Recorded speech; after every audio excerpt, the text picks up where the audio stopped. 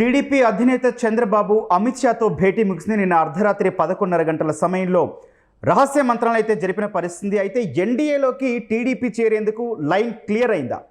దేశ ప్రయోజనాల కోసం అంటూ బీజేపీ, రాష్ట్ర ప్రయోజనాల కోసం అంటూ టీడీపీ చేస్తున్న వాదనలతో మొత్తానికి పొత్తు లెక్క కుదిరిందా? వీటిపై మాట్లాడదాం. ప్రస్తుతం మనతో పాటున్నారు Suman TV news chief editor Keshav గారు. సార్ నమస్తే సార్. సిఎంఆర్ ఫ్యామిలీ మాల్ ఇప్పుడు మన కేపీహెచ్బీలో ఫిబ్రవరి 10వ తేదీన ప్రముఖ నటి శ్రీలీల గారిచే ఘన ప్రారంభం. నమస్తే గౌతమ్. 2024 రాష్ట్ర ఎన్నికలకి దిశానిర్దేశం చేసే భేటీ ఇదేనా?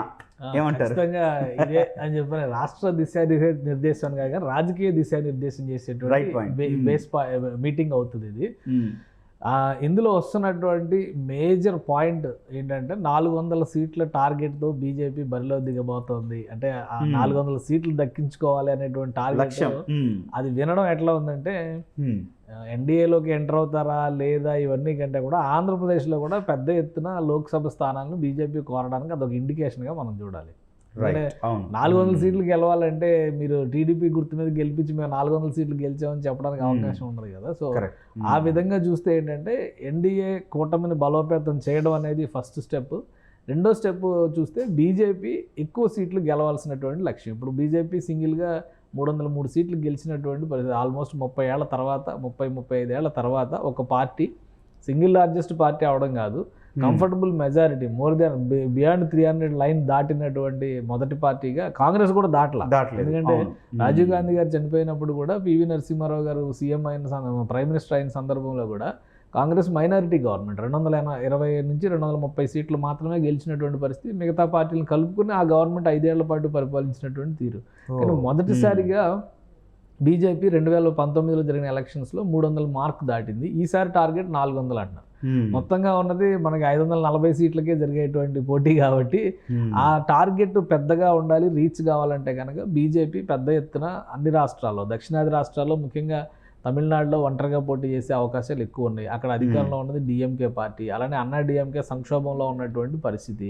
సో కొత్త పార్టీలు ఏమైనా వచ్చినా కానీ లోక్సభ ఎలక్షన్స్లో బరిలో దిగేటువంటి అవకాశాలు తక్కువ ఉన్నాయి. ఒకవేళ అన్నా డిఎంకేతో పొత్తులో వెళితే కూడా ఎన్ని స్థానాలు షేర్ చేసుకుంటారు ఏంటి అనేది అక్కడ కూడా ఒక ఈక్వేషన్ ఫామ్ కావచ్చు, చెప్పలేము మనం.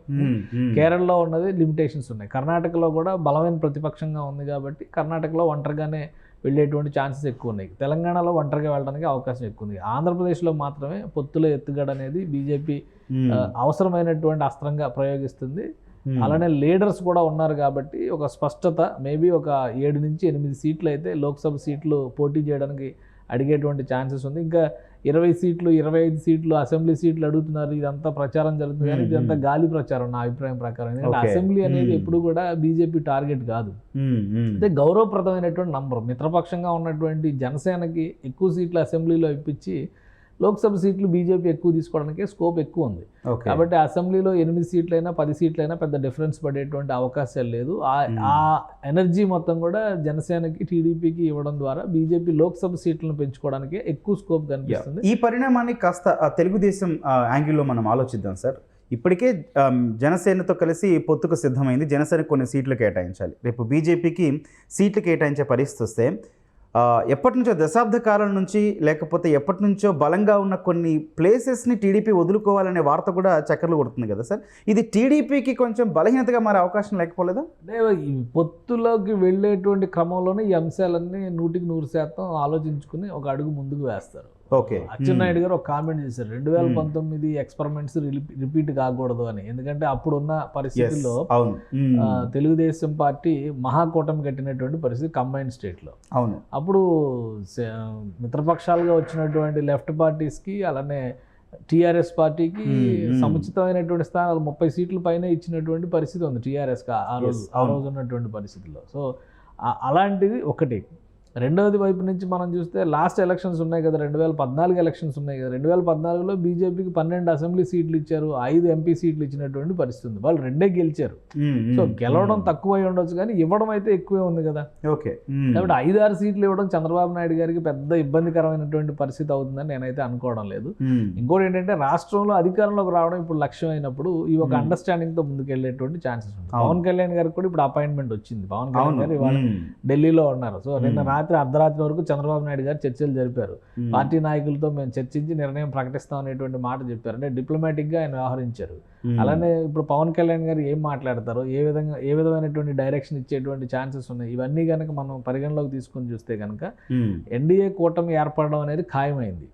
రాష్ట్రాలు ముఖ్యంగా ఆంధ్రప్రదేశ్లో ఎన్డీఏ కూటమి ఏర్పడుతుంది. జనసేన తెలుగుదేశం కూటమి మాత్రమే కాకుండా తెలుగుదేశం, జనసేన, బీజేపీ కూటమి అంటే ఎన్డీఏలో చేరడానికి ఎక్కువ శాతం అవకాశాలు ఉన్నాయనేది ఒక క్లియర్ పిక్చర్ వచ్చేసింది. ఇప్పుడు సీట్ల పరంగా కూడా లెక్కేసుకుంటున్నటువంటి వాతావరణం ఉంది కదా. ఆ విశాఖ ఆల్రెడీ డిసైడెడ్ సీట్, అది ఇంతకు ముందర నుంచి బీజేపీ తీసుకున్నటువంటి సీట్ కాబట్టి విశాఖ ఇచ్చేస్తారు. ఇప్పుడు అరకు కోరుతున్నారు. అరకులో ఒక బలమైన నాయకత్వాన్ని డెవలప్ చేసేటువంటి పనిలో బీజేపీ ఉంది. అరకు సీటు కోరేటువంటి పరిస్థితి ఉంది.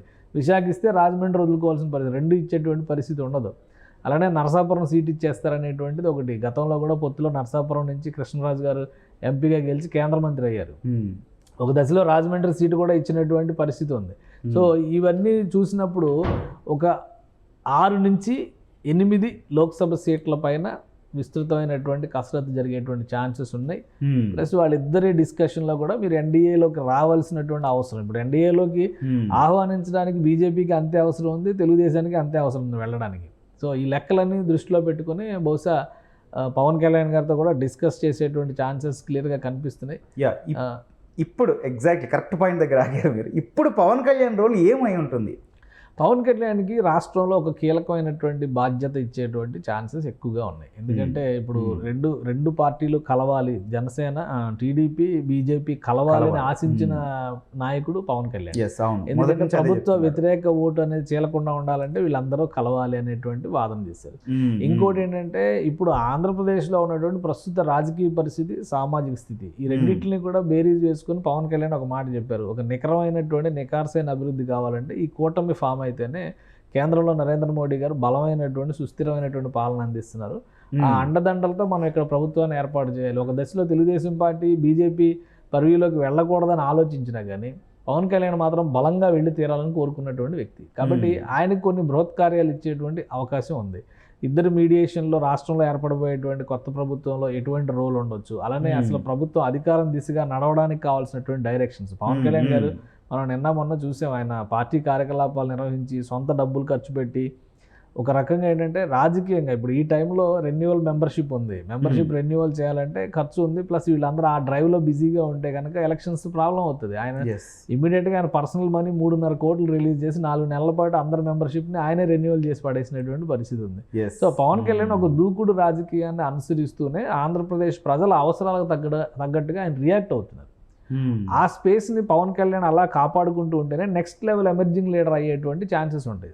ఈ విషయంలో బీజేపీ పవన్ కళ్యాణ్ పట్ల ఎక్కువ ప్రేమ చూపిస్తున్నటువంటి పరిస్థితి ఉంది. ముఖ్యంగా అమిత్ షా కానీ, నరేంద్ర మోడీ కానీ పవన్ కళ్యాణ్ గారి విధి విధానాలు, ఆయన బిహేవియర్, ఆయన పార్టీ నడుపుతున్నటువంటి విధానం, ఆయన రాజకీయాలు చేస్తున్నటువంటి విధానం పైన ఆసక్తి ఎక్కువ చూపిస్తున్నారు. కాబట్టి ప్రత్యేకంగా ఆయన్ని ఏ విధంగా ముందుకు పోవాలా, ఆయన ఏ విధంగా పైకి తీసుకురావాలనేటువంటి ఆలోచన విషయంలో కూడా ఫోకస్ పెడుతున్నటువంటి పరిస్థితి ఉంది.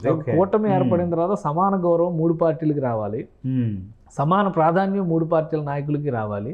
కేంద్ర రాష్ట్ర ప్రభుత్వాల మధ్య ఒక సమన్వయానికి సరైన వ్యక్తి పవన్ కళ్యాణ్ అనేటువంటి అభిప్రాయంతో బీజేపీ పెద్దలు ఉన్నారు. సో ఆ ఈక్వేషన్స్ని బ్యాలెన్స్ చేసేటువంటి క్రమంలోనే చంద్రబాబు నాయుడుతో చర్చల సారాంశం ముందుకు వెళ్ళబోయేటువంటి క్రమంలో పవన్ కళ్యాణ్ వివరించేటువంటి అవకాశం ఉంది. అలానే పవన్ కళ్యాణ్ నిర్వర్తించాల్సినటువంటి పాత్ర పైన క్లారిటీ ఇచ్చేటువంటి ఛాన్సెస్ ఉంది. ఈ రెండింటినీ బ్యాలెన్స్ చేసుకుని ఈ పొత్తు ప్రకటన ముందుకు వెళ్ళేటువంటి ఛాన్సెస్ ఉంది. ఇప్పుడు పవన్ కళ్యాణ్ అని ఒక మాటకు వచ్చేస్తాను సార్, రాష్ట్ర ప్రయోజనాలు రీత్యా బీజేపీతో కలవాల్సిన అవసరం ఉందని ఆయన గతంలో మాట్లాడారు, ఇప్పుడు మాట్లాడుతున్నారు. సో ఇప్పుడు టీడీపీ, జనసేన కేంద్రంతో కలిస్తే అంటే బీజేపీతో కలిస్తే రాష్ట్రానికి ఎటువంటి ప్రయోజనాలు వచ్చే అవకాశాలు ఉన్నాయి సార్? ఎందుకంటే ప్రజలు ఆలోచిస్తూ ఉంటారు ఇట్లా. ఇప్పుడు ఆంధ్రప్రదేశ్ ప్రజలకి ఆలోచించేటువంటి శక్తి లేదు, అమ్ముడు పోయేటువంటి అవకాశాలు ఎక్కువ ఉన్నాయి. ఇది ప్రజలను అవమానించడం కాదు, ఓటర్లను అవమానించడం కాదు, వాస్తవం అది. ఎందుకంటే 5 ఏళ్ళు మనం ఎన్ని రకాల బాధలు పడ్డాం, అలానే 10 ఏళ్ళ నుంచి ఎందుకు మనం అనుకున్నవి సాధించలేకపోయాం, ఇవన్నీ కూడా పక్కన పెట్టేస్తే ఈ నెల రోజులు రాబోయేటువంటి ప్రలోభాలు ఎవరిని ఏ విధంగా ఆకర్షించేటువంటి ప్రయత్నం చేస్తారో వాటిని బట్టి ఓటింగ్ జరిగేటువంటి పరిస్థితి ఉండడం దురదృష్టకరం. రాష్ట్ర ప్రయోజనాల రీత్యా ఓటింగ్ జరగాలి అనేటువంటి ఆలోచన చేసినప్పుడు ప్రతి ఒక్కరు కూడా ఇప్పుడు చూపిస్తున్నటువంటి ఇదేంటంటే 10 ఏళ్ళు అధికారంలో ఉండి కూడా కేంద్రంలో ఉన్న బీజేపీ ఏమీ చేయలేదు అనేటువంటి వాదనని పదే తెరపైకి తీసుకొస్తున్నారు. కానీ ఇక్కడ బీజేపీ రోల్ చాలా స్పెసిఫిక్గా కొన్ని పరిధులకు లోబడి ఉంది. 2014లో చంద్రబాబు నాయుడు గారు ప్రభుత్వం ఏర్పడినప్పుడు బీజేపీ పెట్టినటువంటి ఆఫర్స్, ప్రత్యేక హోదా విషయంలో కానీ, అలానే పోలవరం నిర్మాణంలో కానీ స్పెషల్ పర్పస్ వెహికల్ ఎస్పీవీ ద్వారా కనుక మూవ్ ఆన్ చేస్తే కేంద్ర ప్రభుత్వమే దాన్ని నిర్మించి ఇచ్చేటువంటి బాధ్యత తీసుకుంటుంది అనేటువంటి మాట చెప్పారు. కానీ రాష్ట్ర ప్రభుత్వం పాత్ర నామమాత్రం అయిపోతుంది కాబట్టి మేమే నిర్మిస్తాం అనేటువంటి ఆసక్తిని చంద్రబాబు నాయుడు ప్రభుత్వం కనబరిచింది. అప్పుడు మన చేతికి మట్టి అంటకుండా ఉంటుంది కాబట్టి బీజేపీ పూర్తిగా రాష్ట్ర ప్రభుత్వం మీద వదిలేసింది. సమయం మించిపోయిన తర్వాత ప్రత్యేక హోదా రాకపోతే మేము అన్యాయం అయిపోతుంది. అందుకే కదా చంద్రబాబు నాయుడు యూటర్న్ అనేటువంటి విమర్శ చేశారు. ప్రత్యేక హోదా కంటే కూడా మెరుగైన ప్యాకేజ్ మనకు వస్తుంది అనేటువంటి ఆలోచన చేశారు. దాన్ని రాబట్టుకోవడంలో కానీ దాన్ని అమలు చేయడంలో కానీ ఆ విషయంలో ప్రజలను కన్విన్స్ చేయడంలో కానీ చంద్రబాబు నాయుడు గారు ఫెయిల్ అయ్యారు. ప్లస్ ప్రతిపక్షంలో ఉన్నటువంటి వైఎస్ఆర్సీపీ ఆ రోజు ఒక బలమైన ఎత్తుగడ వేయడం ద్వారా ప్రత్యేక హోదా వస్తే అద్భుతాలు జరుగుతాయి అనేటువంటి ప్రజలకి ఆ నమ్మకాన్ని కల్పించడంలో సక్సెస్ అయింది. సో అటు ప్రజలు మొగ్గు చూపారు. ఇప్పుడు జగన్మోహన్ రెడ్డి గారు సంక్షేమమే ప్రధాన ధ్యేయం అనేటువంటి ఉద్దేశంతో రాష్ట్రాన్ని నడిపించుకుంటూ ముందుకు వెళ్తున్నారు. సంక్షేమం అభివృద్ధి రెండూ కావాలనేటువంటి విషయంలో ఇప్పుడు ప్రజలను కన్విన్స్ చేయాల్సినటువంటి బాధ్యత ఎవరి మీద ఉంది? ప్రతిపక్షాల మీద ఉంది.